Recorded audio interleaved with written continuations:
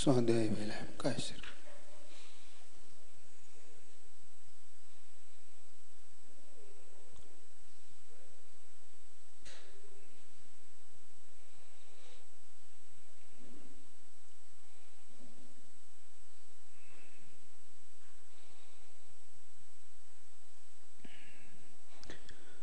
नमो अरिहंताणं नमो सिद्धाणं नमो आयर्याणं नमो उवज्जायाणं नमो लोई सहसाहुणं। बोले पंच परमेष्टि भगवान की, जगत पूजगर और विद्यासागर जी महाराज की।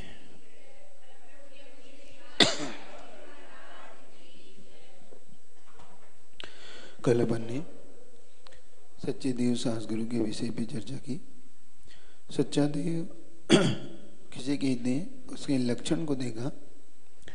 जो वेदरागी हो, सर्वज्ञ हो, हितोपदेशी हो, सच्चे देव का ये लक्षण है।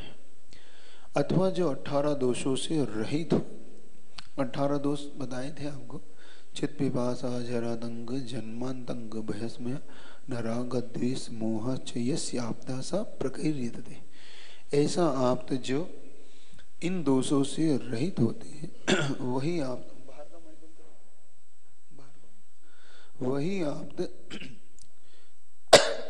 आप्त का हो, देव का हो, सच्चा गुरु भगवान का हो, ईश्वर को हो, तो वही हमारी मान्यता का विषय होना चाहिए। क्योंकि जब भी सम्यक दर्शन होगा ऐसे वीतरागी देव के मानने से ही होगा। क्योंकि भगवान के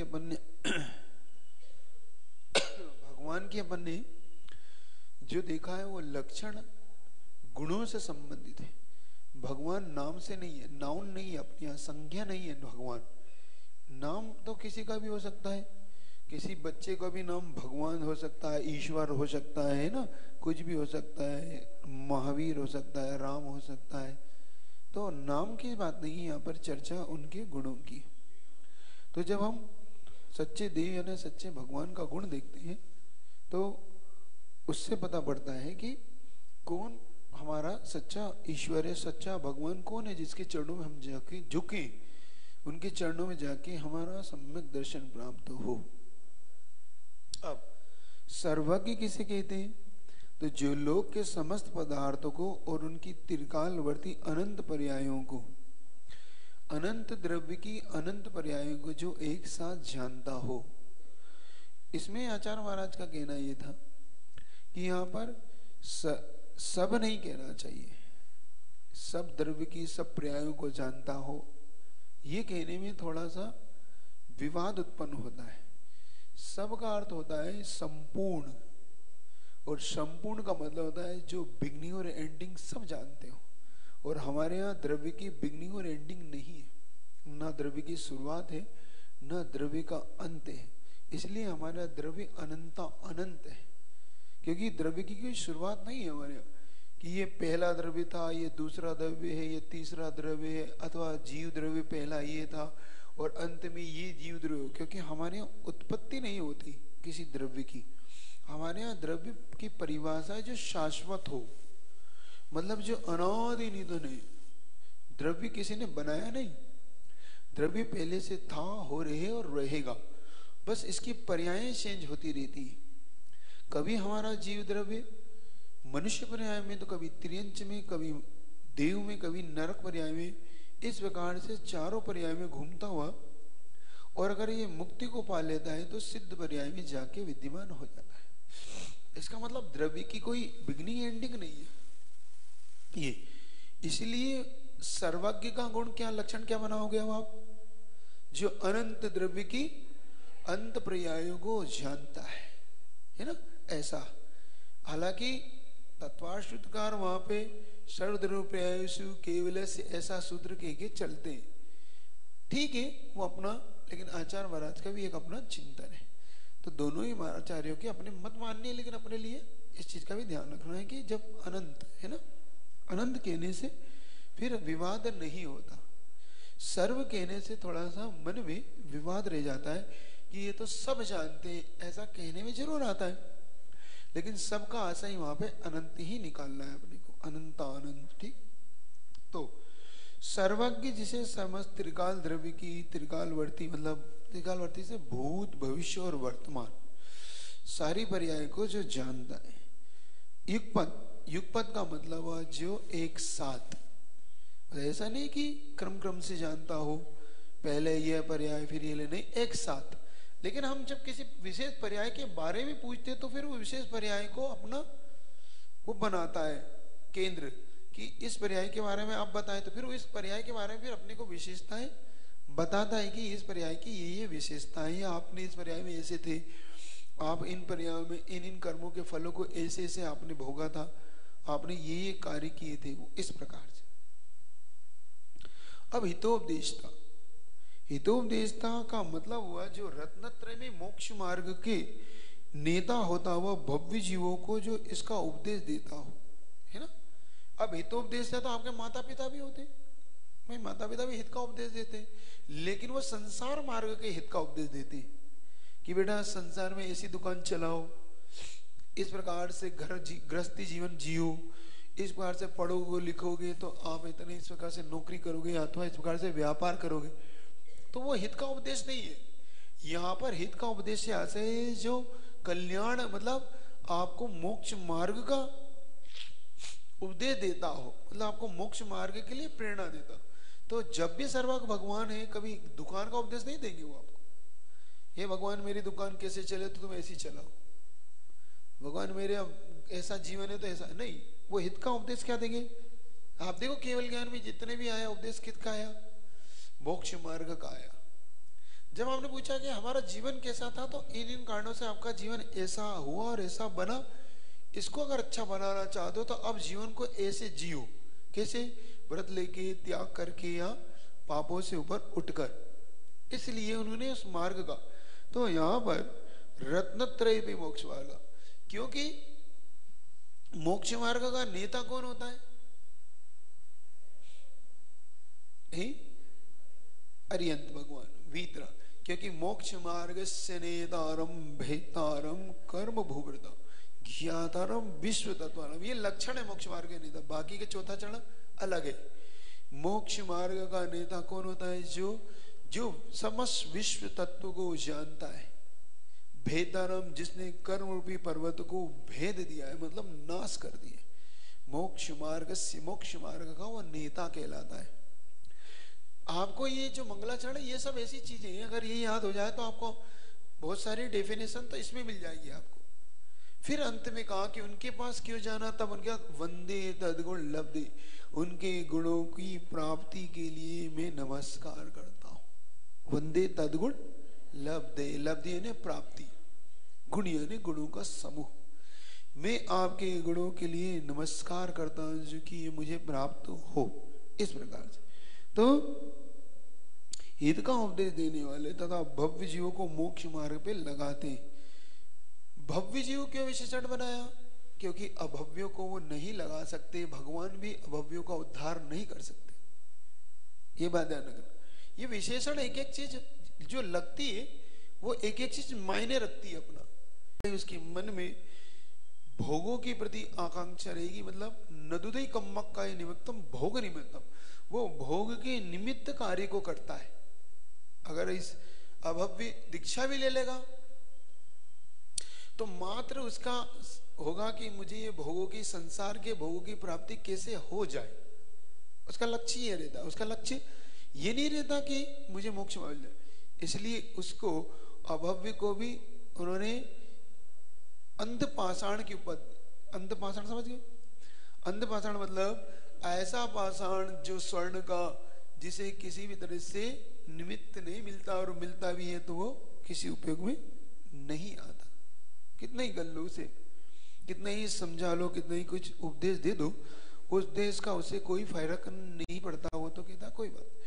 तो ऐसे, और चूंकि तीर्थंकर के समोसरण में भव्यों को ही प्रवेश होता है, अभव्य को प्रवेश भी नहीं है। समोसरण में अभव्य जाता भी नहीं, और जाता भी है तो बाहर नाट्यशाला, भोजनशाला, इनमें घूम घाम के घर चला जाता है ना। जब आपके यहाँ पे पंचड़ा वगैरह होते हैं तो बहुत से लोग मेले ठेले घूमते हुए वहां पर कुछ अपना देख लेते हैं, भोजन इत्यादि खरीद लेते हैं, वस्त्र इत्यादि खरीद के और बाहर पंडाल के बाहर से निकल जाते है ना, आते ना। उन्हें पंडाल में नहीं जाते हो, उन्हें कितना ही बुलाओ वो कहते नहीं हमें तो ठीक। तो यहाँ भव्य विशेषण को ध्यान रखना, भव्य जीव ही उपदेश का पात्र है और भव्य जीव ही अपनी आत्मा के कल्याण के बारे में सोचता है, विचार करता है। तो आप सब कैसे हैं? भव्य होंगे, क्यों भव्य तो होने भी चाहिए। अपने आप को कभी अभव्य नहीं कहना, क्या कहना? भव्य हो। मिथ्या दृष्टि की सम्यक दृष्टि, हाँ, अपने आप को हमेशा सम्यक दृष्टि कहो, मिथ्या दृष्टि मत कहो। मिथ्या दृष्टि कहने से हम बेफिक्र हो जाते हैं कि हम तो मिथ्या दृष्टि है। अब मिथ्या दृष्टि कहते हैं फिर हम कुछ भी करें कोई दिक्कत ही नहीं ना।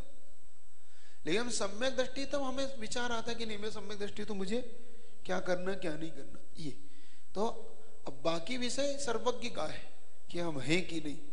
बाकी अंतरंग में सच्चे देव सद्गुरु के प्रति अगर हमारी भक्ति है तो हम भव्य ही हैं। ठीक, तो यहाँ पर भव्य जीवों मोक्ष मार्ग में जो लगाने के लिए हित का उपदेश देते हैं उन परमात्मा को हितोपदेशी कहते हैं। तो संसार के हित में नहीं लगा के जो मोक्ष मार्ग के हित में लगाते उन्हें हितोपदेशी कहते। और हितोपदेशी का मतलब यहां भी लगाना जो राग द्वेष से रहित होकर एक का उपदेश देते। ऐसा नहीं कि तुम आ गए तो दे दिया और वो आ गए तो मौन हो गए। उनके राग द्वेष नहीं है कि ये आ गया तो चलो भाई मेरा वाला मेरा भक्त है तो चलो इसके लिए उपदेश दूंगा, और वो आ गया तो ये तो अपना भक्त नहीं है इसलिए इसको उपदेश मत दो। तो ऐसा नहीं है भगवान के मन में। वहां जो पहुंच जाते हैं उन सबके लिए जो उपदेश देते हैं अपना पूरा। तो मोक्ष मार्ग के लिए जो उपदेश देते हैं हित का उन्हें परमात्मा वीतरागी और सर्वज्ञता।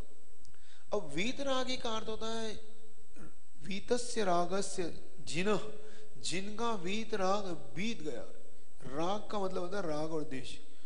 तो हमें यह समझना होगा कि भगवान का एक सबसे बड़ा लक्षण बनाना है आपको जिनके अंदर राग द्वेष नहीं होता। राग मतलब ये अच्छा है, ये मेरी पूजा कर रहा है, मेरे सोना चांदी के द्रव्य चढ़ा है तो चलो इसको विशेष तौर से इसको आशीर्वाद दूंगा, और देखो ये तो आता भी नहीं मेरे पास तो इसके लिए तो श्राप दूंगा, है ना, होता है ना।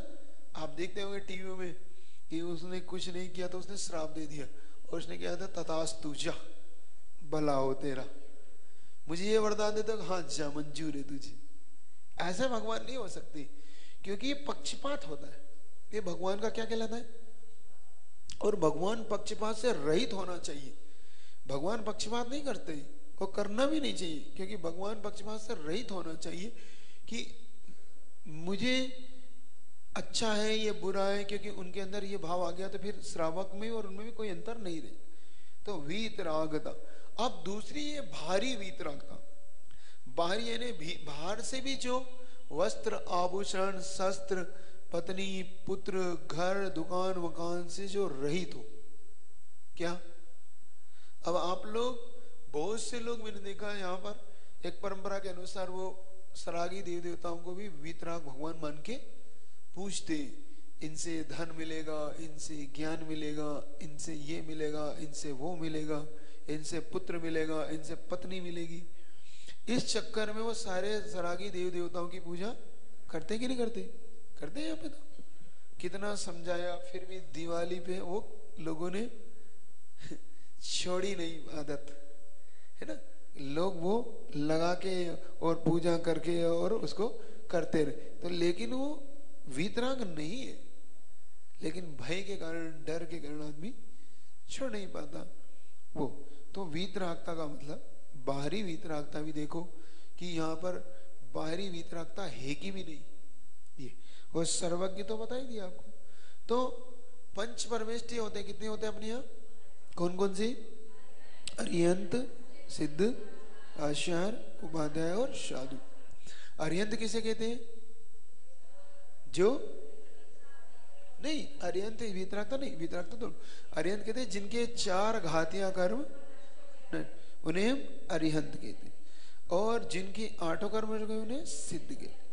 आचार्य परमेष्टि जिनके 36 मूल गुण होते हैं, जो शिष्यों को पढ़ते हैं, पढ़ाते हैं और दीक्षित शिक्षा देते हैं, वो संघ का जो संचालन करते हैं वो आचार्य के। उपाध्याय जिनके 25 मूल गुण होते हैं और जो उपदेश इत्यादि दे के संघ की व्यवस्थाओं को व्यवस्थित करते हैं, वहां पे शिष्यों को पढ़ाते हैं, मात्र दीक्षा नहीं देते, पालन नहीं करते।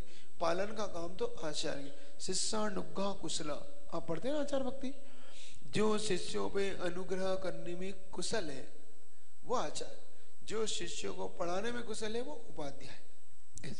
साधु जो 28 मूल गुणों का पालन करता है वो साधु। आत्मा नाम साधयति इति साधु, जो आत्मा की साधना करता है, आत्मा को साधता है, उसका नाम साधु। तो यहाँ पर साधु परमेष्टि से। अब इनमें से पंच परमेष्टि वीतराग और सर्वज्ञ कितने हैं? 2। कौन कौन से? अरिहंत और सिद्ध। इनमें से 2 परमेष्टि वीतरागी और सर्वज्ञ विशेष तौर से, क्योंकि अरिहंत भगवान का मोह कर्म क्षय होने से उन्हें केवल ज्ञान की प्राप्ति हुई थी। 3 घातियां और करके से 4 घातियां से केवल ज्ञान, और सिद्ध भगवान के 8 कर्म चल गए, इसलिए वीतरागी। इससे नीचे अपने यहाँ पर जो भी है, चाहे वह साधु परमेष्टि है, तो उनके अंदर बाहरी द्रव्य से वीतरागता है, अंदर में भी संजलन कसाय का उदय होने से वो सराग चारित्र भी कहलाता है। क्या? हाँ, सराग मतलब जो राग सहित हो। कौन सा राग? संजलन। संजलन और नो कसाय पढ़ा है आपने? संजलन कसाय पढ़ा है? पढ़ा है ना? उसको याद कर लेना। इससे याद करने से अब आपको याद आएगा कि अपने पास कितनी कसाय होती है टोटल? 25। कौन कौन सी? आनंदमदी, क्रोधमान, मायालोभ, अप्रत्याख्यान, क्रोधमान और प्रत्याख्यान और संजलन, ये कितनी हो गई? 16। और 9 कसाय? हाश, रति, अरति, शोक, भय, जुगुप्सा, स्त्रीवेद, पुरुषवेद और नपुंसकवेद। इस प्रकार कितनी हो गई है टोटल? 25 का। इन 25 कसायों से जो सहित में से अब जिसकी जितनी चली गई, अब देखो सम्यक दृष्टि जो अविरति होते हैं उनकी 4 अनंतावधि चली गई, जो देशवर्ती हो जाते हैं उनकी 8 चली गई अप्रत्याख्यान अनंतावधि, और जो संजलन वाले मतलब मुनि हो जाते हैं वो 12 चली गई ऐसा, और जो 10वें गुण स्थान से ऊपर उठ जाते हैं उनकी सभी चली गई, या तो दब गई या क्षय को प्राप्त हो गई ऐसा। तो उपशम श्रेणी चढ़ गई तो दब गई, और छपक चढ़ गई तो केवल ज्ञान प्राप्त ऐसे। इनमें इसलिए अब हितोपदेशी कौन से होते हैं? हितोपदेशी अरिहंत परमेष्टि होते हैं। तो महाराज आचार्य उपाध्याय साधु क्या हितोपदेशी नहीं होते? बोलो जल्दी से। तो फिर यहाँ पर अरिहंत परमेष्टि क्यों दिया? जल्दी बताओ, कौन बताएगा कारण को? यहाँ पे अरिहंत परमेष्टि क्यों दिया उन्होंने हितोपदेशी? आचार्य उपाध्याय को क्यों नहीं दिया? चलो सिद्ध को इसलिए नहीं दिया कि वो बोलते नहीं कुछ, क्योंकि वहां पर काय वांग वचन तीनों योग नहीं होने से। लेकिन यहाँ पर आचार्य उपाध्याय साधु को हितोपदेशी क्यों नहीं कह रहे वो? नहीं, केवल ज्ञान प्राप्त नहीं है तो ठीक है, लेकिन कारण भी तो दो, सिर्फ केवल ज्ञान नहीं होना नहीं इसका कारण। 4 कर्म तो अरिहंत के भी शेष है, ऐसा कहोगे तो ये तो आपको ये बताना होगा क्यों नहीं हो। जल्दी होता, कौन बताएगा? अब देखो, इसलिए नहीं हुआ क्योंकि उनका अभी 12 गुण स्थान तक अज्ञान शेष है। छदमस्त बोलते, उन्हें क्या बोलते हैं? और छदमस्त होने से वचन योग कितने रहते हो जाते हैं उनके? 4, सत्य, असत्य, उभय और अनुभय। और मन योग कितने रहते हैं उनके? 4, सत्य, असत्य, उभय और अनुभव। तो अभी उनके पास चारों 8 ही प्रकार के वचन और 4 प्रकार के मन और 4 प्रकार के वचन 8 ही।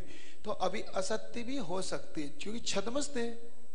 तो छदमस्त होने के कारण अभी ज्ञान उनका पूर्ण नहीं है, तो पूर्ण ज्ञान नहीं होने के कारण उन्हें हितोपदेशी नहीं कहा जा सकता। वैसे अगर यूं माने व्यवहार से तो हितोपदेशी है, लेकिन अगर उन्हें हम ऐसा माने कि ये परफेक्ट केवल ज्ञान की तरह बताएंगे तो वो नहीं बता पाए। ऐसा कहीं ना कहीं उनके एक वो रहेगा कि मैं पूर्ण रूप से नहीं जान सकता, मुझे भी शुद्ध केवली या केवली से पूछना होगा, इसलिए उनके लिए तो उपदेश नहीं कहा। समझ में आ गई बात? क्यों नहीं कहा? छद्मस्त होने के कारण। क्यों कहा? अब अज्ञान क्यों कहा महाराज जी आपने? तो अज्ञान का अपन समझ चुके हैं। एक मिथ्यात्व के साथ अज्ञान होता है और एक संजलन कसाय मतलब शुद्धोपयोग के अभाव में अज्ञान का, और एक केवल ज्ञान के अभाव में अज्ञान का। तो यहाँ पर केवल ज्ञान के अभाव में अज्ञान का। अब यहाँ पर सत्य असत्य महाराज, असत्य और अनुभय उभय क्यों कहा महाराज जी? तो असत्य और उभय यहाँ पर उन्होंने जो कहा है वो उपचार से कहा है। आगे के गुण स्थानों में 7वें 8वें 9वें 10वें गुण स्थानों में क्या कहा? उपचार। उपचार मतलब क्योंकि यहाँ पर केवल ज्ञान नहीं है बात, इसलिए उपचार है। बोल क्योंकि ऊपर कोई संज्ञा बोलना तो होता ही नहीं उनका, क्योंकि गुप्ती में लीन हो गए वो, इसलिए ये याद रखना है आपको सब विषय, ठीक है ना। तो यहाँ पर 18 दोष, अब 18 दोष कल आपको बताए। क्षुधा, क्षुधा का मतलब होता है भूख, पिपासा का मतलब होता है प्यास। तो भगवान को ना भूख लगती है ना, तो जब भगवान को भूख प्यास नहीं लगती तो दूध कैसे पी सकते है ना। विषय चिंतन का है कि जब भूख प्यास लगती नहीं भगवान को तो फिर उन्होंने दूध कैसे पिया और आपने कैसे पिलाया? आप भोग चढ़ाते हो, भोग चढ़ाते ना, भोग लगाते, छप्पर वगैरह के भोग भगवान को लगाते हैं। तो जब भगवान खाते ही नहीं तो भोग किस बात का? क्या जब भगवान खाते ही नहीं तो भोग लगाने का कोई सवाल ही नहीं उठता।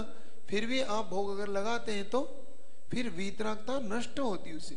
भगवान का एक महान गुण नष्ट होता है जो कि क्षुधा, जो भगवान का क्षुधा का अभाव है, भगवान के अंदर क्षुधा नहीं हो सकती, तो फिर भोग लगाने का कोई सवाल नहीं। और जहां भोग लग रहा है अभी वो भगवान नहीं है, क्योंकि दो में से एक चीज होगी, या तो भगवान होंगे या क्षुधा होगी। क्षुधा हुई तो भगवान नहीं है, और भूख है, भूख नहीं है तो भगवान है। जिनकी क्षुधा नष्ट हो गई है ना, वो नहीं कि भूख मर गई, वो वाला नहीं। नहीं तो महाराज हमारी भूख मर गई तो हम भगवान हो गए, नहीं, ऐसा नहीं, वो नहीं, वो तो रोग है वो तो आपको रोग है कि भूख नहीं लग रही आपको। यहाँ पर भगवान जिन्हें कभी भूख लगेगी नहीं, मतलब इनको कभी सताएगी नहीं भूख। बुढ़ापा नहीं आता भगवान को। क्या नहीं आता? मतलब पूर्व कोटि की आयु हो और 8 वर्ष अंतर्भूत में अगर केवल ज्ञान हो जाए तो इन्हें बुढ़ापे के चिन्ह कभी प्रकट नहीं हो सकते। ध्यान रखना। क्या कि केवल ज्ञान हो गया तो केवल ज्ञान के बाद तो बुढ़ापा आने का कोई सवाल, एक जैसा उनका शरीर बना रहता है जब तक अंतिम आयु का निषेक भी खिर ना जाए। और यहाँ पर सलाका पुरुषों की बात अलग है, क्योंकि उनकी भी एक आयु के बाद, मान लो उनकी एक आयु हो गई जवानी की, 20-25 साल में हो जाता ना, तो युवा हो गए, तो युवा होने पर उनका चेहरे पे कभी झुर्री नहीं आती। क्या जो सलाका पुरुष होते ना, जैसे चक्रवर्ती हुए, तीर्थंकर हुए, नारायण, पतिनारायण, इनके चेहरे पर कभी भी झुर्री नहीं आती, बुढ़ापा नहीं आता, इन्हें कभी मलमूत्र नहीं होता। ये इसलिए तो ये अलग, ये लाख ध्यान रखना। आपको सलाका पुरुष से पढ़ा चुका हूं मैं, उसमें ये विषय आपको बताया था, ठीक है ना। तो अब रोग, उन्हें किसी प्रकार का रोग नहीं होता, क्योंकि श्वेतांबर मत में जो रोग बताया भगवान महावीर को 25 का, ये मिथ्या बात है, क्योंकि भगवान को रोग हो नहीं सकता। उन्हें बताया है कि भगवान महावीर को 25 रोग हो गया था केवल ज्ञान के बाद, और उन्हें कव्वे के मांस का भक्षण के ऐसी मिथ्या बातें भी लिखी हुई है। तो भगवान को कभी रोग हो ही नहीं सकता। कोई भी उन्हें बुढ़ापा रोग से मतलब बुखार है, सर्दी, खांसी, कैंसर, टीबी, ये कभी नहीं हो सकते। भगवान को रोग नहीं होते, और हो गया तो फिर भगवान कैसे? स्वयं रोगी हो, दूसरे का रोग कैसे नष्ट करोगे? तो रोग और जन्म, जन्म से आशा यहाँ पर भगवान कभी पुनः जन्म नहीं लेंगे अब, क्योंकि ये इनका अंतिम जन्म है, क्योंकि माँ की कोख से अब इन्हें अंतिम जन्म लिया है। इसके बाद ये केवल ज्ञान के बाद सीधा सिद्धालय में इनका मोक्ष होगा, तो अब इन्हें कभी भी पुनः आगमन नहीं होगा संसार में, है ना। मरण, अब मरण भी नहीं होगा इनका कभी, मरण उसी को कहते जो पुनः जन्म ले, है ना। केवली जो मरण होता है 5 वर्ण में होता है ना, पंडित मरण कौन सा होता है? तो पंडित मरण होता है केवली का। तो पंडित मरण कहा है तो वहां पे मरण का आशय ये नहीं लगाना, यहाँ पे मरण का आशय लगाना जो पुनः जन्म के लिए मरण होता है, और वहां पे उनका कोई पुनः जन्म के लिए मरण नहीं होता। उनके लिए अब अनंत काल के लिए अब ये जन्म नहीं होगा इनका। तो महाराज अनंत काल के बाद होगा क्या? नहीं, अनंत काल के बाद भी नहीं होगा उनका कोई जन्म। ये ध्यान रखना। तो जन्म भी नहीं होगा। भय, इन्हें कोई डर नहीं है किसी का, मतलब इनके अंदर जो केवल ज्ञान रूपी प्रकट हुआ है तो इनके ऊपर कभी उपसर्ग नहीं होता, इसलिए इनके ऊपर कभी भय भी नहीं होता, इनको कभी डर नहीं लगता। इसीलिए अस्त्र शस्त्र नहीं रखते, क्योंकि इन्हें तलवार तीर भाला रखने की जरूरत पड़ती नहीं। नहीं, कोई मुदगल कोई कुछ रखते हो तो क्यों नहीं रखते? क्योंकि इन्हें भय नहीं है, निर्भय। ये तो इनकी शरण में आने से तो लोग निर्भय हो जाते। इसलिए घमंड, इन्हें किसी प्रकार का अभिमान मद नहीं होता। 8 मद नहीं, ज्ञान का मद, रूप का मद, बल का मद, धन का मद, तप का मद, रिद्धि का मद। इन्हें राग और द्वेष नहीं होता। मतलब इनकी पूजा भी करोगे तुम, खूब अच्छा अर्घ्य चढ़ा रहे हो तो कोई तुमसे प्रसन्न नहीं होंगे, और तुम अगर नहीं पूजा करोगे तो ये आपसे कोई द्वेष नहीं रखते। तो ये राग द्वेष नहीं करते। फिर महाराज जी हमें पूजा का फल कैसे मिलेगा? है ना, बहुत बार ऐसा होता ना कि भगवान हम पे प्रसन्न कैसे होंगे भगवान, जब ये राग द्वेष ही नहीं रखते तो इनकी पूजा क्यों करें? यही तो जैन दर्शन की सबसे बड़ी खासियत है कि वो राग द्वेष वो नहीं करे, लेकिन जब भक्त उनसे राग कर लेता है, वो किसी से राग द्वेष नहीं करते, लेकिन भक्त जब उनसे राग कर लेता है तो भक्त के पास वो वर्गणाएं आ जाती है, वो पुण्य वर्गणाएं उसको मिल जाती है, जिससे उसका सब कुछ अस्तित्व प्रकट हो जाता है। क्योंकि ये बहुत बड़ा भ्रम जैन समाज में फैला हुआ है कि अपने को वीतराग भगवान से ज्यादा लाभ नहीं होता, क्योंकि वो देते देते तो कुछ है ही नहीं। इसलिए हम सबको उनकी भी आराधना करना चाहिए जो देते हो, है ना। ऐसी भी एक धारणा लोगों की बनी हुई है कि पद्मावती, दंडन या कोई भी सरागी देवता है उनकी इसलिए भी पूजा करो क्योंकि महावीर भगवान तो कोई देने वाले, पार्षद भगवान तो कोई देंगे नहीं, देंगे तो ये देंगे। तो जब ये देंगे तो भी इनको भी थोड़ा सा पपो लो, थोड़ा सा इनकी भी सेवा भक्ति करो। इनकी सेवा भक्ति करने से ये प्रसन्न होंगे और ये प्रसन्न होके हमें देंगे। लेकिन एक बात ध्यान रखो, ये 3 काल में आपको नहीं दे सकते, क्योंकि देते होते तो आपसे पूछना चाहता हूं, आपको इतने इतने वर्ष हो गए, क्यों नहीं मिलता आपको? और मान लो कोई कहता है कि हमें मिला भी है, तो कितने दिन बाद मिला ये बताओ जरा आप। 1 महीने, 2 महीने, साल भर, 6 महीने, कितने दिन आपने इनकी भक्ति की उसके बाद आपको मिला? एक बात ध्यान रखना, जैन दर्शन के इस सूत्र को समझो कि जो मिलता है पुण्य से मिलता है, जो जाता है पाप से जाता है। एक बात पक्की धारणा बनाओ, क्योंकि कोई ना, जब भगवान महावीर नहीं दे पा रहे तुम्हें, पार्षद भगवान नहीं दे पा रहे, तो वो तुम्हें क्या देंगे? सोचो तो, विचार करो, इसमें चिंतन करना। चिंतन करने से आपको पता पड़ेगा कि कहाँ गलती, भ्रम कहाँ हो रहा है हमारा, हम भूल कहाँ कर रहे हैं। और निष्पक्ष होके सोचना। कभी कभी हमारे मन में क्या होता है, हम किसी आग्रह को लेके बैठ जाते हैं। मैं ये नहीं कह रहा हूं कि मेरी बात आप सच मान लो, मेरी बात परफेक्ट है, मेरी बात को भी आप तोल लो, क्या बात है उसमें, क्या बात। कोई ये बिना तोले बोले फिर कह रहा हूं क्यों मानना किसी की बात को। तो आप तो दोनों पक्ष को निष्पक्ष कर लो, पहले दोनों से शून्य हो जाओ कि हमें ना महाराज की बात से मतलब है ना हमारे इनकी बात से मतलब है। हमें निष्पक्ष होकर सोचना है कि मेरी जिंदगी में जो कुछ मिला है मुझे पुण्य से मिला है, पाप से मिला है, देवी देवताओं से मिला है, किससे मिला? मेरे पुण्य पाप से अगर मिला है तो फिर मुझे देवी देवताओं की जरूरत नहीं है, एक बात पक्की धारणा। और अगर मुझे पुण्य से नहीं मिला है, इनसे मिल रहा है, तो फिर भगवान की भक्ति से मुझे कोई फायदा नहीं है, फिर इनकी भक्ति ठीक है। सोचो, विचार करो। आगे भगवान पार्श्वनाथ पे 8 दिन 7 दिन उपसर्ग हुआ, तो जो लोग ये सब मानते हैं कि इन देवी देवताओं के द्वारा उनका उपसर्ग दूर हुआ, इसलिए हम उनके कृतज्ञ ऋणी हैं, तो उन्हें भी सोचना चाहिए कि 8 दिन ये सब कहां थे।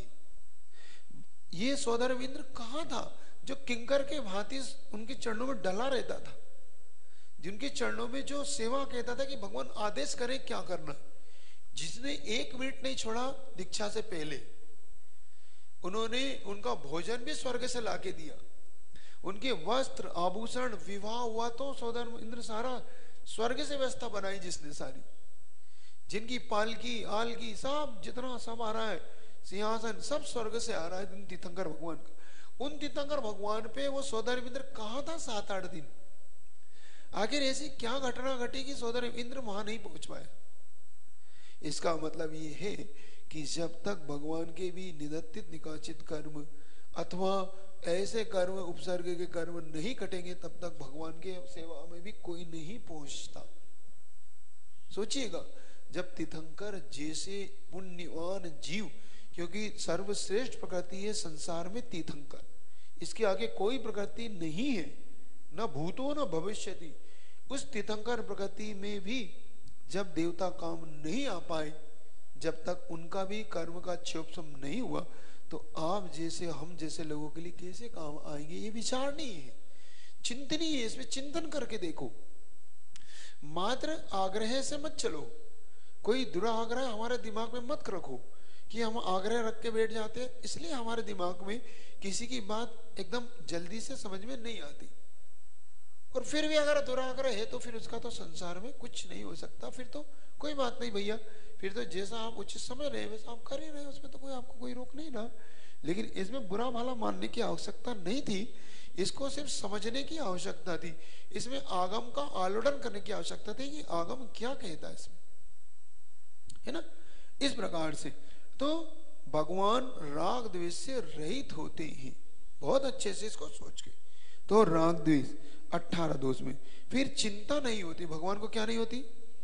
चिंता, मतलब किसी प्रकार की भूत की चिंता, भविष्य की चिंता, व्यक्ति की चिंता, माता पिता की चिंता। इसमें अरति मतलब उनको किसी से, अरति मतलब कहते हैं ना कि रति मतलब राग होता, अरति मतलब उपेक्षा का भाव, उनका किसी के प्रति उपेक्षा का भाव नहीं होता। आश्चर्य, आश्चर्य का मतलब होता है उन्हें किसी प्रकार का ओ ऐसा हो गया, अपन कहते ना अरे ऐसा घट गया, तो उन्हें किसी प्रकार का आश्चर्य। अब एक प्रश्न जो आपका है उसकी भी जिज्ञासा शांत करता हूं, फिर महाराज जी इनके पास क्यों आना, इनकी भक्ति क्यों करना, इनकी भक्ति से जब आप कह रहे हो कुछ मिलता ही नहीं है तो हमें इनके पास क्यों आना चाहिए? इस पे विषय पे चिंतन अब अपने को करना है। इस विषय में हमें जरूर सोचना चाहिए कि हमें फिर भगवान के पास आने का लाभ क्या है। तो एक बात आपसे पहले समझने वाली बात यह है कि हम भगवान के पास जो आते हैं वो किसी प्रकार की मांग लेके नहीं आते, हम भगवान के पास आते हैं भगवान जैसे बनने के लिए। पहली बात। अब महाराज जी हमें भगवान जैसा नहीं बनना हो तो, हमें नहीं बनना भगवान जैसा तो फिर हम नहीं आए, नहीं, फिर भी तुम्हें संसार की वस्तु की भी आवश्यकता है, मान लो है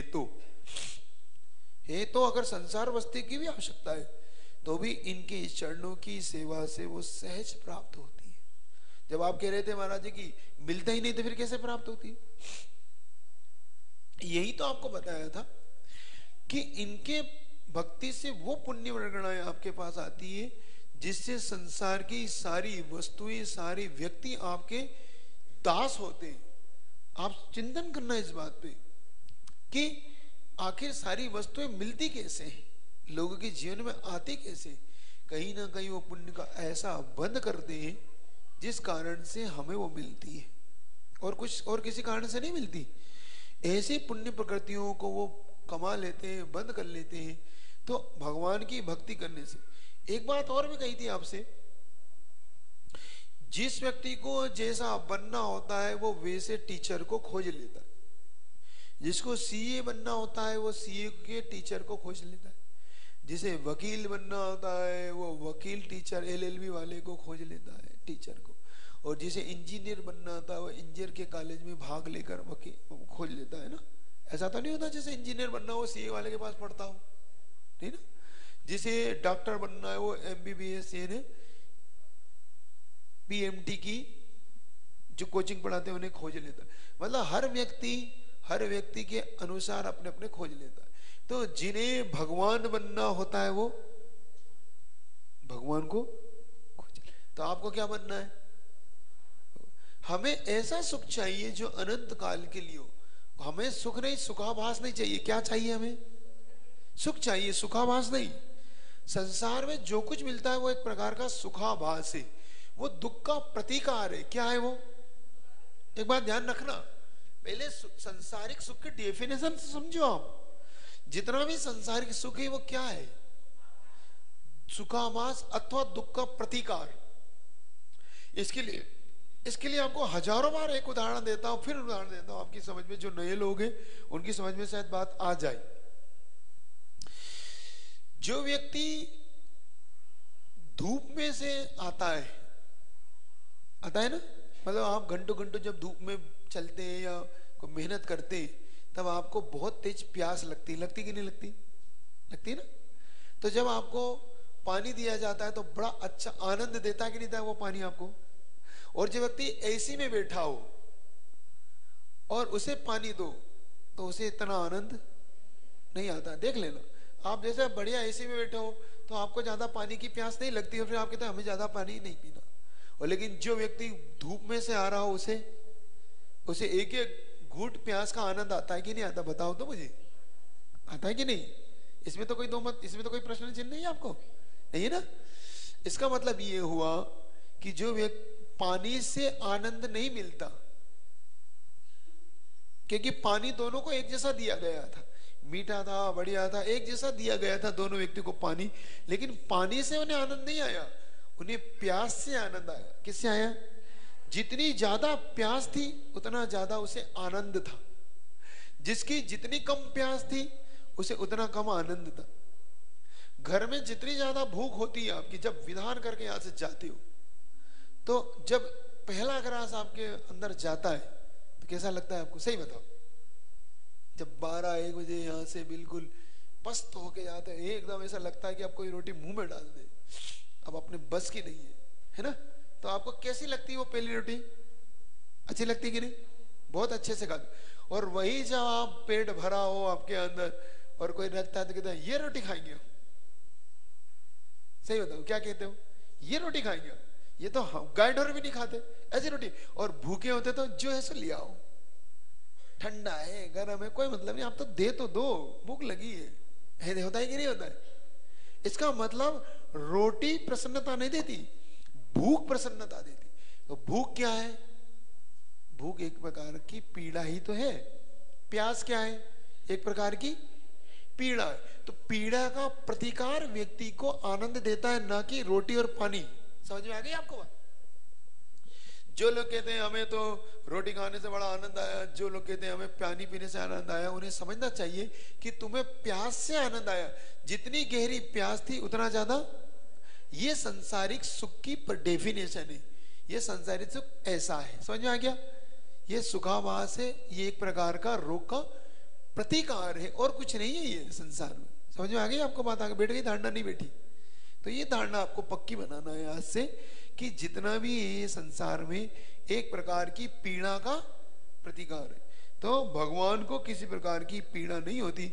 और भगवान की भक्ति हम इसीलिए करते हैं कि भगवान की भक्ति करने से हमें ऐसी पुण्य वर्गणाएं प्राप्त होती हैं जिससे हम परंपरा से मोक्ष की प्राप्ति करते हैं। और जब तक हमें मोक्ष नहीं मिलता तब तक हम संसार भी हमारा व्यवस्थित होता है, क्योंकि हम संसार संभलना चाहते हो कि नहीं? हम संसार को चाहते हो कि नहीं? अच्छे से जिए, अच्छे से हमारा सुखमय संसार बीते, हमारा अच्छे से घर परिवार बच्चे सब अच्छे से रहे, चाहते हो कि नहीं चाहते? इसको बोलते हैं संसार। ये किससे संभलता है? ये पुण्य वर्गणाओं से संभलता है। और जब पुण्य पाप दोनों से ऊपर उठ जाते हो तो आप संसार से मुक्त।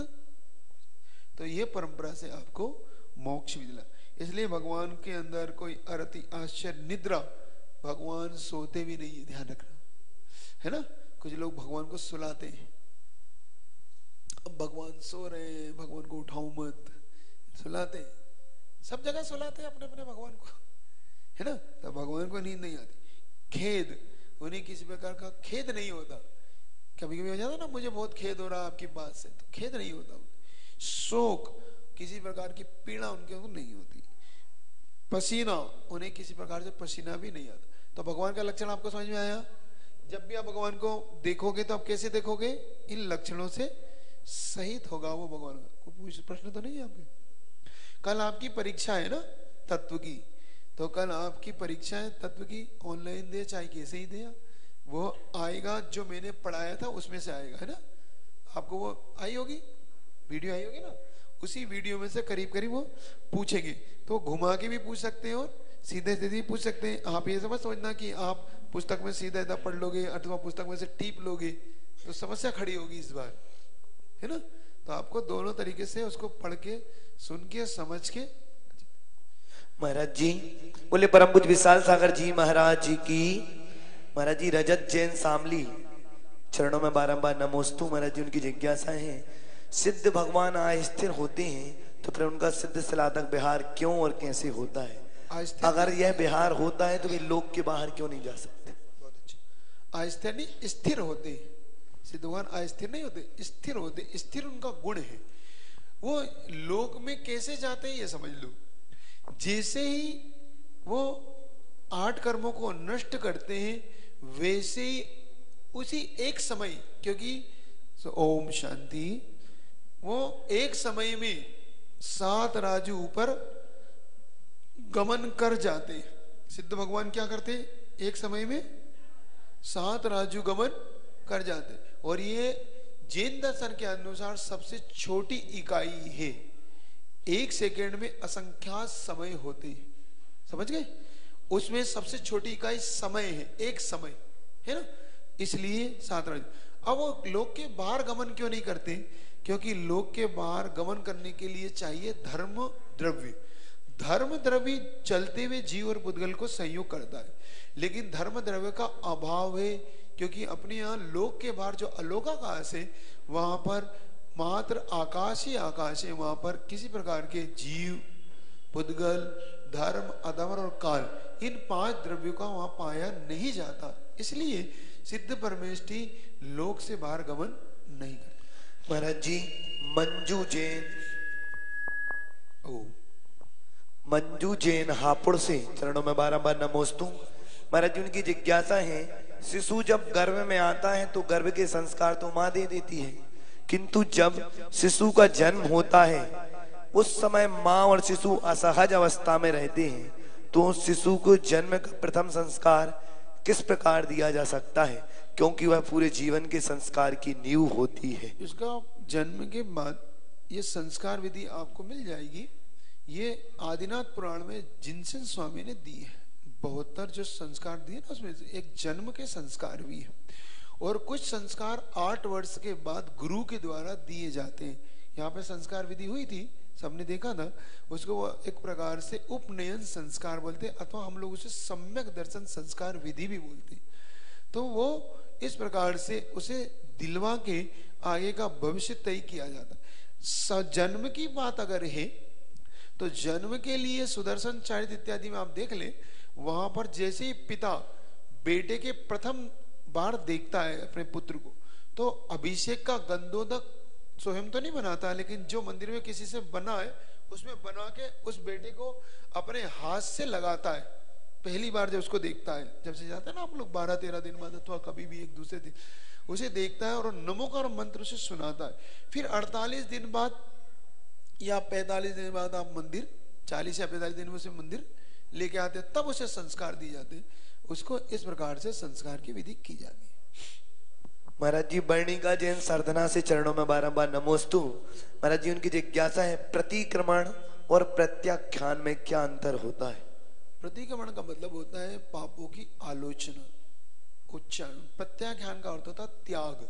हम किसी वस्तु का अगर त्याग करते हैं, पापों का इत्यादि का या वस्तु का, तो हम प्रत्याख्यान बोलते हैं।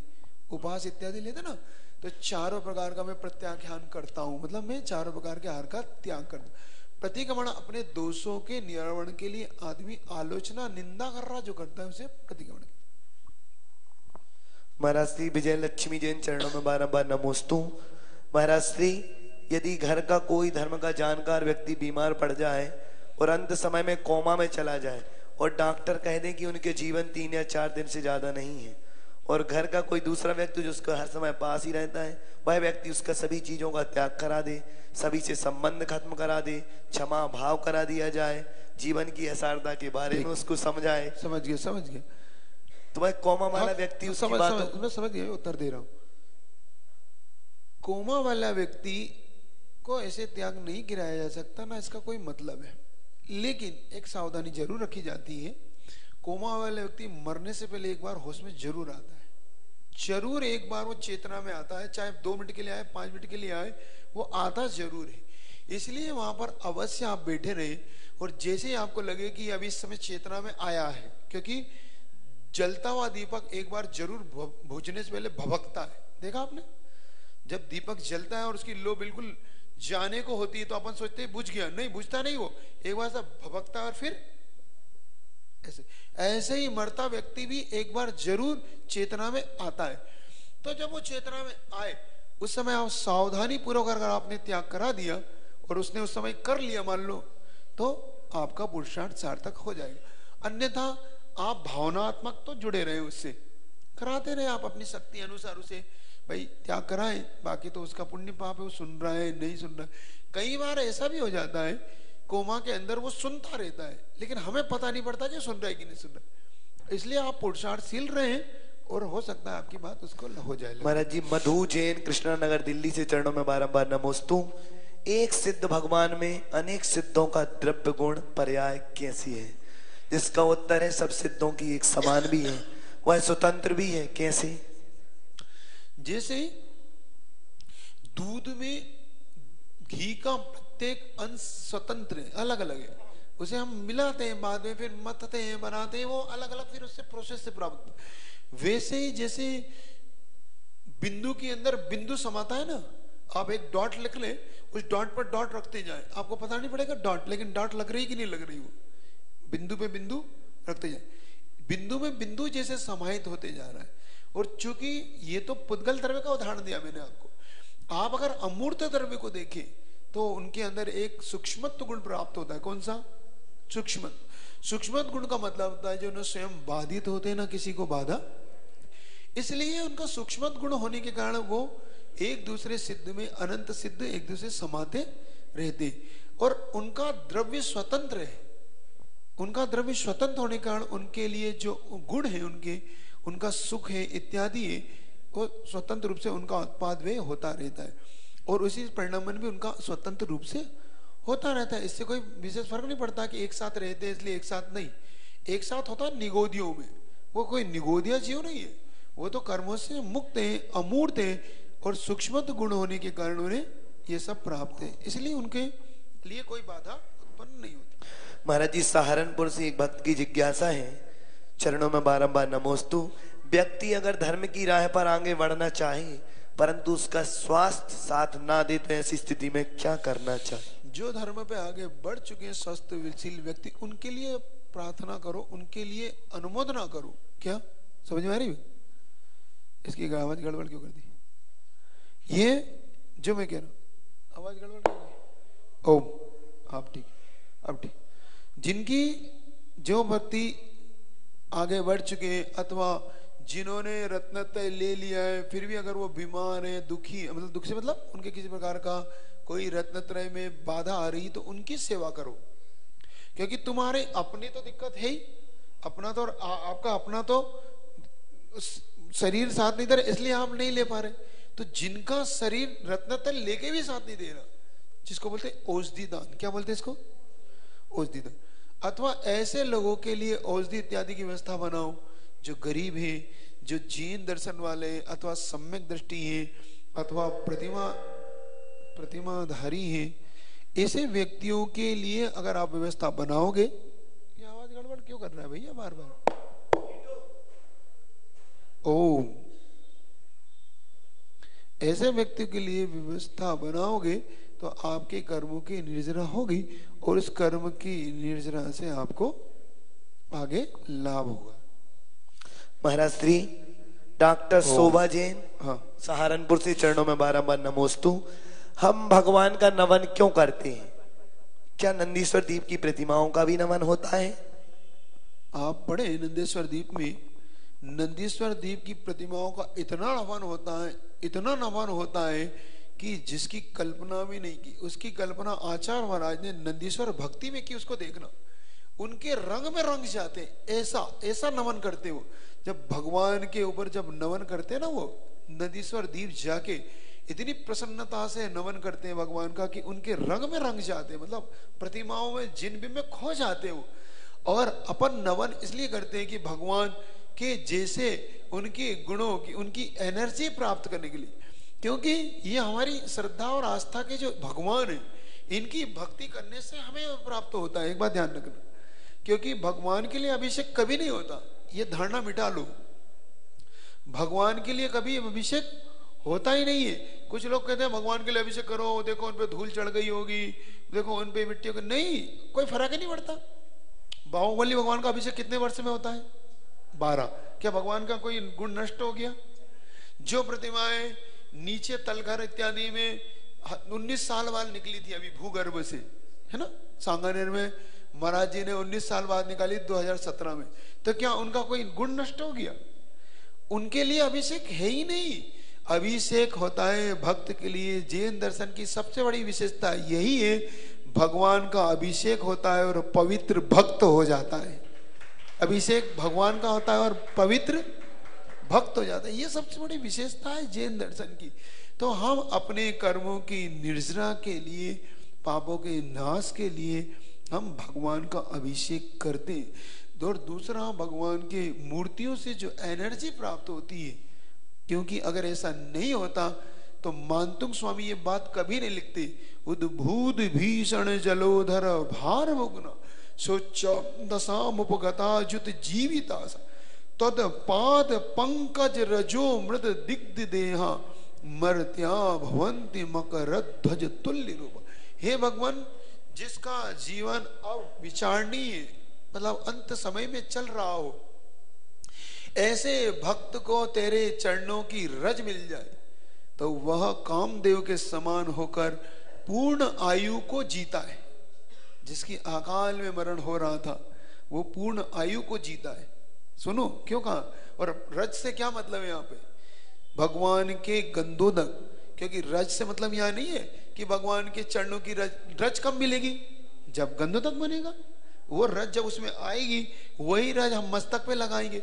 देखो ना, श्री मीना सुंदरी के द्वारा जो इतना बड़ा अभिषेक करवाया गया, वो कितना बड़ा अभिषेक था। 700 कुल्हाड़ियों की रोक। सीता ने जब अभिषेक के लिए स्वप्न निमित्त जब पूछे आया कि वो विमान से गिर गई, स्वप्न आया ना उसे, तो उसने निमित्त शास्त्र ने क्या बोला? सब मंदिरों में अभिषेक कराओ। जब भरत चक्रवर्ती को बुरे 16 स्वप्न आए, तब आदिनाथ भगवान ने क्या उपदेश दिया? पढ़ो तो आदिनाथ पुराण में कि जितने भी तीर्थ क्षेत्र हैं वहां का अभिषेक का गंधोदक लाओ। सोचो तो इस गंधोदक का महत्व कितना ज्यादा है। इसलिए अपन अपने लिए करते हैं, भगवान के लिए कभी अभिषेक हो नहीं होता। नमोस्तु महाराज। ठीक है, चलिए। आप कम से किसी को नहीं पूछ रहा? ये तो नहीं आपकी जिज्ञासा? ठीक है ना, करें, चलिएगा। माला फैल लेते हैं अपन, जाप कर लेते हैं, फिर उसके बाद फोल्डर वगैरह। चलिए सीधे बैठे, आंखें बंद कर लें, मन प्रसन्न कर लें, है ना। हल्की आप आवाज हल्की हल्की रखना, ठीक है ना। आप लोग क्या संगीत की आवाज थोड़ी हल्की रखना, ताकि इन लोग की आवाज ज्यादा है। और आप लोग का भी आनंद से करना, है ना। और अगर थोड़ा सा भी ऐसा लगे कि नींद भी ना आ रही हो तो तालियां हल्की हल्की बजा रहे, क्योंकि बहुत से लोग इसको लोरी समझ के सो जाते हैं। ऐसा नहीं करना है अपने को। ये कोई लोरी नहीं है, ये भगवान की भक्ति है। इसको जाप, और ये जाप गिनती में भी नहीं करना। कुछ लोग इसको गिनती में ले लेते कि हमारी एक जाप हो गई, है ना। आज जाप हो गई आप लोग की, सबकी हो रही है जाप। 5-5 जाप लिख नहीं रहे आप लोग। देखो नहीं लिखोगे तो इसका जो दशांश यज्ञ में जाना है, जब आपका हवन होगा तो हवन से आप चूक जाओगे। इसलिए मैं कह रहा हूं लिख लेना इसको। इस यहाँ रजिस्टर रखा है ना आपने? ये रखा है, इसमें लिखा है, इसमें लिखा है। तो जो लोग नहीं कर पाए इसको करिएगा। कल तत्व पे जो परीक्षा होने वाली है, ठीक 7 बजे आपकी एग्जाम होगी, ठीक है ना। तो वही आपको एग्जाम देना। नहीं तो थोड़ा सा लेट कर देंगे, कोई बात नहीं, 7:15 पे कर देंगे, ताकि आप आरती वारती कर लो, फिर आराम से जाके ऑनलाइन देना तो ऑनलाइन। कितने लोग यहाँ पे देंगे, है ना, यही देंगे ना पेपर से, ऑनलाइन तो नहीं देना ना। 1 2 3 4 5 10-12 लोग पेपर से देंगे, बाकी लोग ऑनलाइन, ठीक है ना, ठीक। चल, ओम सम्यक दर्शनाय नमः, ओम सम्यक ज्ञानाय नमः, ओम सम्यक चारित्राय नमः, ओम ह्रीं हरं असि औषा नमः, ओम ह्रीं हरं असि औषा नमः, ओम ह्रीं ओम ह्रीं ओम ह्रीं हरं असि औषा नमः, ओम ह्रीं हरं असि औषा नमः, ओम ह्रीं ओम ह्रीं ओम ह्रीं हरं असि औषा नमः, ओम ह्रीं हरं असि औषा नमः, ओम ह्रीं ओम ह्रीं ओम ह्रीं हरं असि औषा नमः, ओम ह्रीं हरं असि औषा नमः, ओम ह्रीं ओम ह्रीं ओम ह्रीं हरं असि औषा नमः, ओम ह्रीं हरं असि औषा नमः, ओम ह्रीं, जोर से बोलो, और जोर से, ओम ह्रीं हरं असि औषा नमः, ओम ह्रीं हरं असि औषा नमः, ओम ह्रीं ओम ह्रीं ओम ह्रीं हरं असि औषा नमः, ओम ह्रीं हरं असि औषा नमः, ओम ह्रीं ओम ह्रीं ओम ह्रीं हरं असि औषा नमः, ओम ह्रीं हरं असि औषा नमः, ओम ह्रीं ओम ह्रीं ओम ह्रीं हरं असि औषा नमः, ओम ह्रीं हरं असि औषा नमः, ओम ह्रीं ओम ह्रीं ओम ह्रीं हरं असि औषा नमः, ओम ह्रीं हरं असि औषा नमः, ओम ह्रीं ओम ह्रीं ओम ह्रीं हरं असि औषा नमः, ओम ह्रीं हरं असि औषा नमः, ओम ह्रीं, जोर से, ओम ह्रीं ओम ह्रीं ओम ह्रीं ओम ह्रीं हरं असि औषा नमः, ओम ह्रीं हरं असि औषा नमः, ओम ह्रीं, हल्की हल्की ताली बजाते जाओ, ओम ह्रीं, जोर से बजाओ, ओम ह्रीं हरं असि औषा नमः, ओम ह्रीं हरं असि औषा नमः, ओम ह्रीं ओम ह्रीं ओम ह्रीं हरं असि औषा नमः, ओम ह्रीं हरं असि औषा नमः, ओम ह्रीं ओम ह्रीं ओम ह्रीं हरं असि औषा नमः, ओम ह्रीं हरं असि औषा नमः, ओम ह्रीं ओम ह्रीं ॐ ह्रीं अरं अस्याौष नमः ॐ ह्रीं अरं अस्याौष नमः ॐ ह्रीं ॐ ह्रीं अरं अस्याौष नमः ॐ ह्रीं अरं अस्याौष नमः ॐ ह्रीं जोर से बोलो, ताली जोर से बजाओ। ॐ ह्रीं अरं अस्याौष नमः ॐ ह्रीं अरं अस्याौष नमः ॐ ह्रीं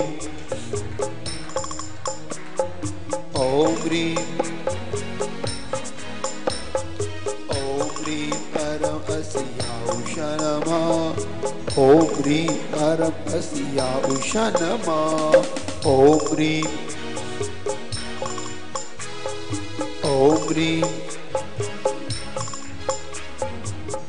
ह्रीं अरं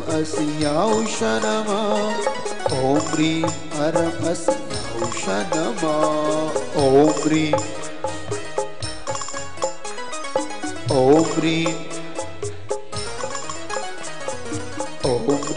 अरं अस्याौष नमः ॐ ह्रीं अरं अस्याौष नमः ॐ ह्रीं अरं अस्याौष नमः ॐ ह्रीं अरं अस्याौष नमः ॐ ह्रीं अरं अस्याौष नमः ॐ ह्रीं जोर से बोलो। ॐ ह्रीं जोर से, आवाज नहीं आ रही। ॐ ह्रीं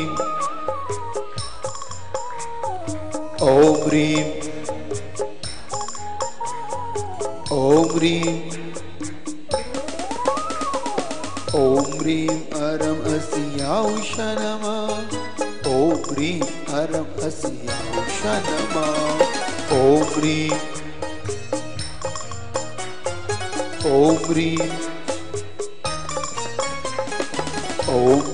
अरं अस्याौष नमः ॐ ह्रीं अरं अस्याौष नमः ॐ ह्रीं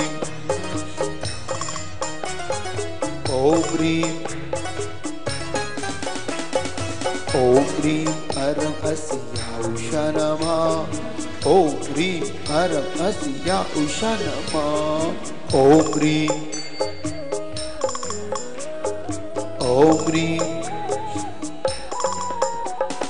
ॐ ह्रीं अरं अस्याौष नमः ॐ ह्रीं अरहं अस्याौष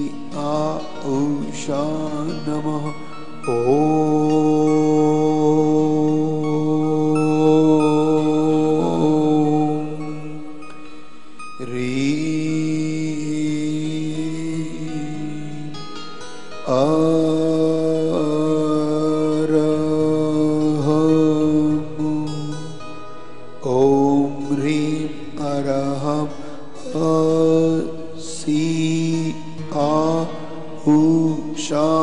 नमः सम्यक दर्शनाय नमः सम्यक ज्ञानाय नमः सम्यक चारित्राय नमः। कुछ लोग बोलते थे इसका अर्थ क्या है? इसका अर्थ है अ से अरिहंत, स से सिद्ध, सी से सिद्ध, सी से सिद्ध, अ से आचार्य, उ से उपाध्याय और श से साधु। ये पंच परमेष्टि का द्योतक मंत्र है, मतलब एक प्रकार से सिद्ध चक्र का बहुत बड़ा मंत्र है, मतलब बहुत बड़ी समस्याओं का समाधान है ये। इसलिए इसकी जाप चाहे आप घर पे करें चाहे मंदिर में करें, इसकी जाप कर कर ही दिन में एक बार अवश्य करें, ठीक है ना। और कल की व्यवस्था आपको पता ही है, जैसे आज अच्छा अच्छा द्रव्य लेकर आप लोग आए, अच्छे से आनंद से पूजा की, वैसे ही कल भी आपको अच्छे से पूजा करना है और अपने वस्त्र इत्यादि अच्छे से, है ना, व्यवस्थित शुद्धि में। ऐसे इंद्राणी भी अपना, और जो नए सोदर बने कल के और श्रावक श्रेष्ठी दोनों भी अपनी व्यवस्था कल व्यवस्थित अपने उनको कह देना कि परिवार सहित आए, बढ़िया पूजा करें। और कल कितने आ गए? 512। और परसों मतलब आपके पास अब 2 दिन बचे हैं भगवान की भक्ति के लिए। 2 दिन बाद फिर वही हवन और फिर वही आप अपने घरों में लग जाओ। तो इन 2 दिन का उपयोग अच्छे से करना, कोई आकुल व्याकुल पढ़ना मत करना, क्योंकि कल 512 अर्घ अच्छे से चढ़ाना है ना, क्योंकि इन अर्घ मंत्र ये ठीक चलेगा। संत साधु मन के विचरूं, वह घड़ी कब आएगी। संत साधु मन के विचरूं, वह घड़ी चल पड़ूं में मोक्ष पथ पर, वह घड़ी कब आएगी। चल पड़ूं में मोक्ष वह घड़ी। हाथ में पीछी कमंडल, ध्यान आत्म राम का। हाथ में पीछी कमंडल,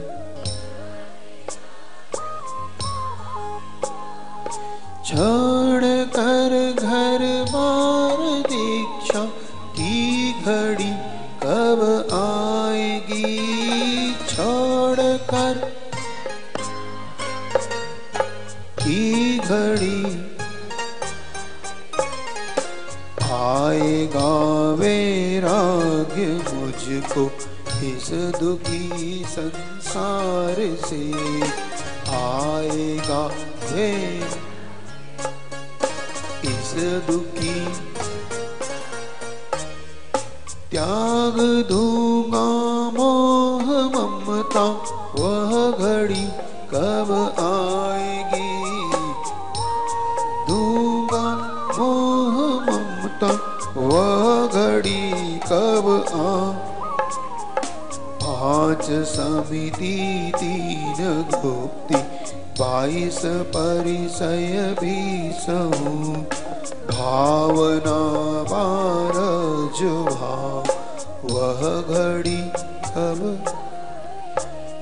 पाय उपधि त्याग कर निज तत्व का चिंतन करूं। निर्विकल होवे समाधि, वह घड़ी कब आएगी। वह घड़ी कब आएगी। बोले देवादिदेव आदिनाथ भगवान की, सिद्ध चक्र महामंडल विधान की। कल जो और रह गए हैं उनको बोल दो कि 2 दिन बचे हैं, जो अभी तक नहीं लगे कम से कम कल और परसों अच्छे से भक्ति करके पूजा कर ले ना। ठीक, चलिए जल्दी। आरती का है, आस्तिक का है, फिर हमें जाना भी एकदम। चलिए आरती कर लो आप लोग। चलो आप लोग कर लो, कोई बात नहीं, आ जाए तो ठीक, नहीं तो कोई बात नहीं। आप लोग ये सब पहले बोलिए संत श्रोमणी आचार्य गुरु और विद्यासागर जी महामुनि राज की। बोले परम पूज्य विशाल सागर जी महाराज की। हारा हूँ बाबा पर तुझ पे भरोसा है। जीतूंगा एक दिन मेरा दिल ये कहता है। मेरे माझी बन जाओ, मेरी नाव भी चला जाओ। भक्तों की तुम बाबा पार लगा जाओ। हारा हूँ बाबा पर तुझ पे भरोसा है। जीतूंगा एक दिन मेरा दिल ये कहता है। बोला हारा हूँ बाबा मुझे तुझ पे भरोसा है। जीतूंगा एक दिन मेरा दिल ये कहता है। हारा हूँ बाबा पर तुझ पे भरोसा है। जीतूंगा एक दिन मेरा दिल ये कहता है।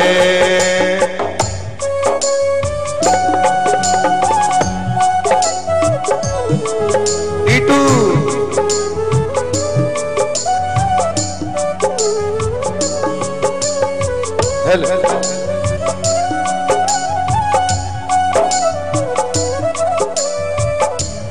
नीटू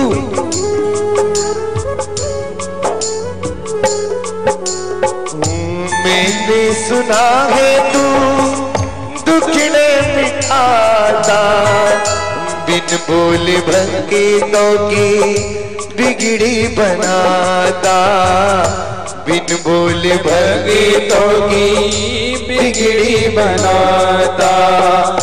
मैंने सुना है तू दुखड़े मिठाता, बिन बोले भंगीतों की बिगड़ी बनाता, बिन बोले भंगीतों की बिगड़ी बनाता।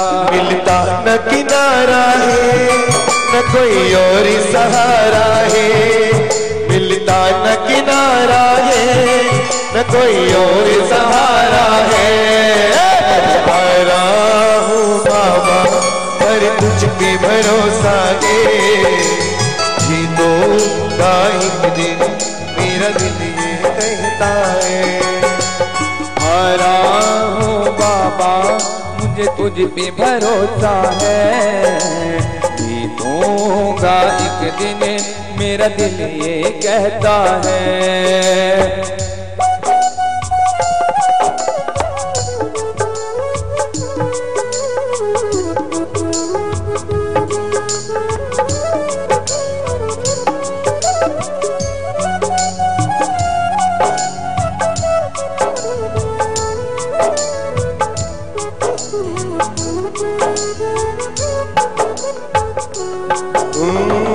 परिवार तेरा तेरे गुण गाता, दोषी तो मैं हूँ उन्हें क्यों सताता, दोषी तो मैं हूँ उसे क्यों सताता।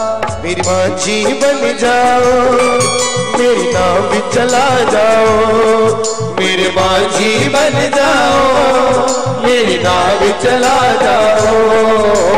तो की तुम बाबा बारी लगा जाओ, हारा हूँ बाबा पर तुझ पे भरोसा है, जीतूंगा एक दिन मेरा दिल ये कहता है। हारा हूँ बाबा मुझे तुझ पे भरोसा है, जीतूंगा एक दिन मेरा दिल ये कहता है। हारा हूँ बाबा पर तुझ पे भरोसा है, जीतूंगा एक दिन मेरा दिल ये कहता है। हारा हूँ बाबा मुझे तुझ पे भरोसा है, जीतूंगा एक दिन मेरा दिल ये कहता है। मेरे माझी बन जाओ अब पार लगा जाओ, मेरे माझी बन जाओ मेरी राह भी चला जाओ। हारा हूँ बाबा मुझे तुझ पे भरोसा है, जीतूंगा एक दिन मेरा दिल ये कहता है। हारा हूँ बाबा मुझे तुझ पे भरोसा है, जीतूंगा एक दिन मेरा दिल ये कहता है।